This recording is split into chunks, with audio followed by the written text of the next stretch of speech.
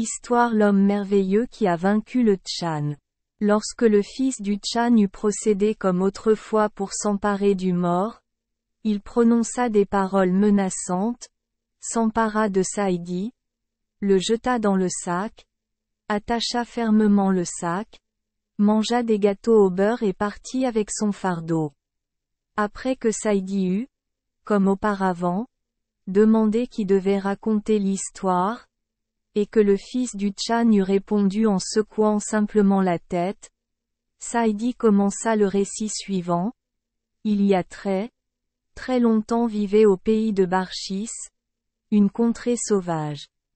Homme plein d'entrain, qui ne permettait à personne d'être au-dessus de lui. Alors le Tchan du royaume lui dit, plein de mécontentement, va-t'en, vaurien. Va-t'en avec toi dans un autre royaume. Ainsi parla-t-il, et l'homme sauvage s'en alla hors du pays. Au cours de son voyage, il arriva vers midi dans une forêt, où il trouva le corps d'un cheval qui avait été tué d'une manière ou d'une autre. Il lui coupa donc la tête, l'attacha à sa ceinture et grimpa sur un arbre.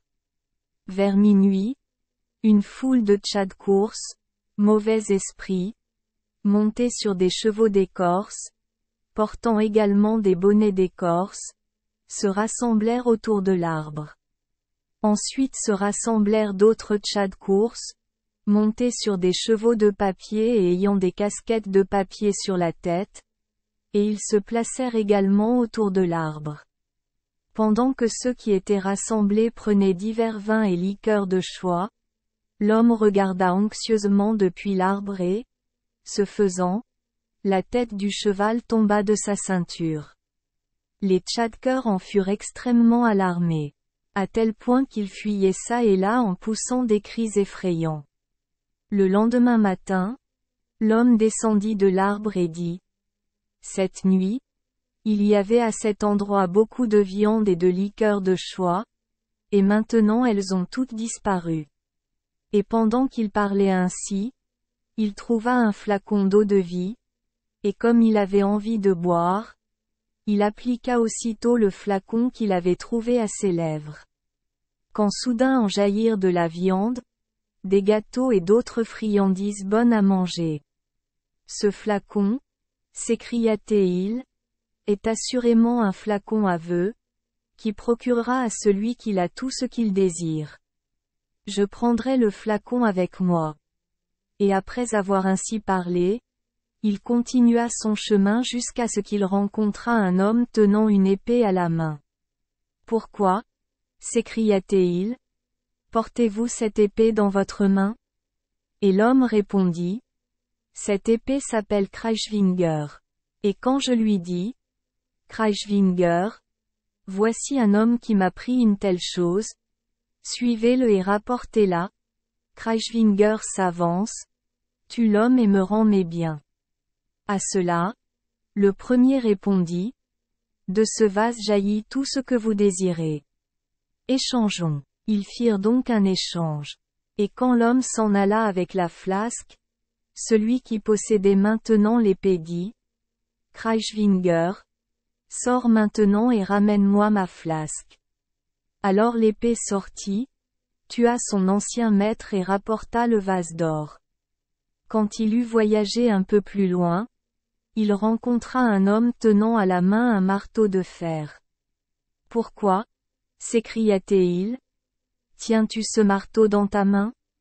À cette question, l'autre répondit, quand je frappe 9 fois la terre avec ce marteau, aussitôt se dresse un mur de fer haut de 9 piliers. Alors le premier dit, faisons un échange. Et lorsque l'échange fut effectué, il s'écria, Kreischwinger, sors et ramène-moi mon vaisseau d'or. Après que Kreischwinger eut tué l'homme et ramené le vase d'or, l'homme continua son voyage jusqu'à ce qu'il rencontre un autre homme, portant dans son sein un sac en peau de chèvre, et il lui demanda, pourquoi gardes-tu ce sac? À cette question, l'autre répondit, ce sac est une chose très merveilleuse. Quand vous le secouez, il pleut abondamment. Et si vous le secouez très fort, il pleut très fort. Sur ce, le propriétaire du flacon dit, changeons, et ils changèrent en conséquence. Et l'épée sortit, tua l'homme, et revint vers son maître avec le vase d'or. Lorsque l'homme se trouva en possession de toutes ces choses merveilleuses, il se dit, le Tchan de mon pays est en effet un homme cruel. Néanmoins je retournerai dans mon pays natal. Après avoir ainsi réfléchi, il se retourna et se cacha dans le voisinage du palais royal. Vers minuit, il frappa 9 fois la terre avec son marteau de fer, et là s'éleva un mur de fer haut de 9 piliers.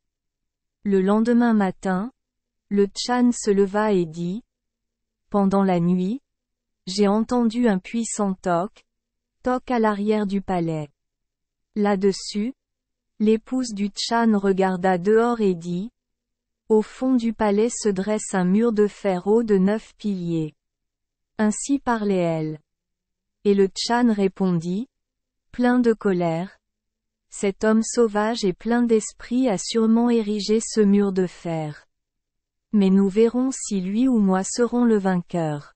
Après avoir prononcé ces mots, Tchan ordonna à tout le monde de prendre du carburant et des soufflets, et de faire chauffer au rouge le mur de fer de tous les côtés. Alors un immense feu s'alluma, et l'homme merveilleux se retrouva, avec sa mère, entre le mur de fer. Il était lui-même sur les piliers supérieurs, mais sa mère était sur le 8e.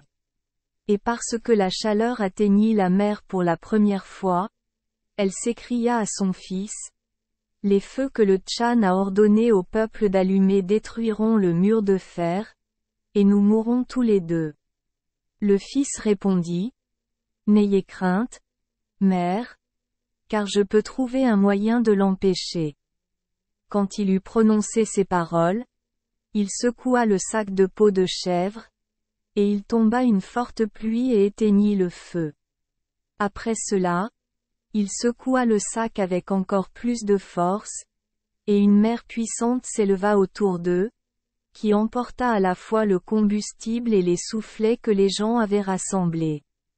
Ainsi donc, le merveilleux a acquis la maîtrise du Tchan, s'est exclamé le fils du Tchan. Souverain du destin, tu as prononcé des mots.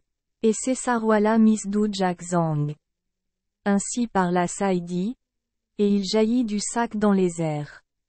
Ainsi, le 6e récit de Saïdi traite de l'homme merveilleux qui a vaincu le Tchan. Suivant 7. Merci les enfants des Esperluette Croisillon 39. Avoir écouté des contes de fées au jour Esperluette Croisillon 39. 8. Espérons que les histoires apporteront aux enfants des moments heureux et significatifs. Si vous aimez notre chaîne, veuillez appuyer sur le bouton S Esperluette Croisillon 39.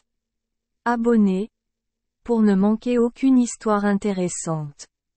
Je vous souhaite une bonne nuit de sommeil et de beaux rêves. Rendez-vous dans la prochaine histoire.